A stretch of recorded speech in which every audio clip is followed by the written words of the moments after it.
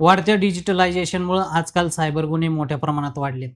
एकीकडे ऑनलाईन व्यवहार जसा सामान्य झालाय, तशाच ऑनलाईन फसवणुकीच्या घटना देखील सामान्य झाल्यात. दररोज कोणतरी ऑनलाईन फसवणुकीचा बळी ठरतंय. लोकांची ऑनलाईन फसवणूक करून पैसे कमावणाऱ्या अनेक टोळ्या भारतभर सक्रिय आहेत. त्यांच्या मार्फत देशभरातील लोकांना बनावट कॉल करून, मेसेज करून त्यांची फसवणूक केली जाते. त्यातच आता शेअर ट्रेडिंग हा एक नवीन प्रकार पुण्यात समोर आलाय. या फ्रॉडमधून हजारो लाखो नाही तब्बल कोट्यवधी रुपयांची फसवणूक झाल्याची माहिती समोर आली आहे. विद्येचं माहेरघर समजल्या जाणाऱ्या पुण्यामध्ये वर्षभरात सायबर चोरट्यांनी शेअर ट्रेडिंग आणि फेडेक्स गुन्ह्याच्या माध्यमातून नागरिकांचे कोट्यवधी रुपये हडप केल्याची माहिती समोर आली आहे. अशा प्रकारे शेअर ट्रेडिंगच्या नादात रोज साधारण 50 लाख रुपयांची आर्थिक फसवणूक केली जाते. मागील फक्त 4 महिन्यातच पुणे शहरात 459 प्रकरणांमध्ये तब्बल 64,45,34,000 रुपयांचा गंडा घातल्याची माहिती समोर आली आहे.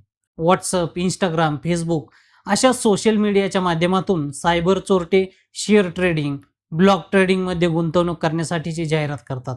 ट्रेडिंगचं प्रशिक्षण दिलं जाईल असं सांगून लिंक पाठवून व्हॉट्सअप ग्रुप जॉईन करण्यास सांगितलं जातं. संबंधित कंपनी चांगल्या पद्धतीनं नफा कमवत असल्याचं सांगितलं जातं. इतरांना कशा प्रकारे नफा मिळत आहेत हे पटवून दिलं जातं. त्यानंतर आपल्याकडील गुंतवणुकीवर अत्यल्प काळात दुप्पट, तिप्पट, 4 पट परतावा मिळवून देण्याचं आमिष देखील दाखवलं जातं.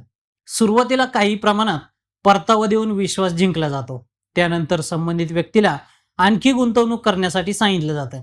मोठ्या प्रमाणात गुंतवणूक केल्यानंतर कसलाही परतावा न देता गुंतवणूकदारांची फसवणूक केली जाते. सायबर चोरटे ही रक्कम काढून घेतात. त्यानंतर गुंतवणूकदारांना आपली फसवणूक झाल्याचं लक्षात आल्यावर ते पोलिसांकडे तक्रार करतात.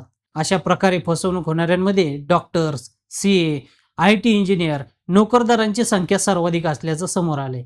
सायबर गुन्हेगार ही फसवणूक केलेली रक्कम विविध बँक खात्याच्या माध्यमातून काढून घेतात.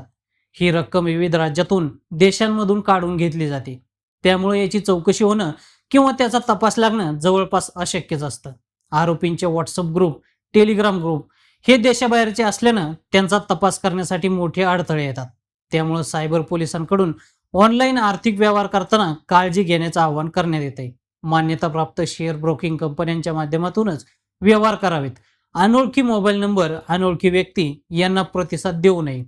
प्रलोभनांना बळी पडू नये असं आवाहन देखील सायबर पोलिसांकडून करण्यात आलंय.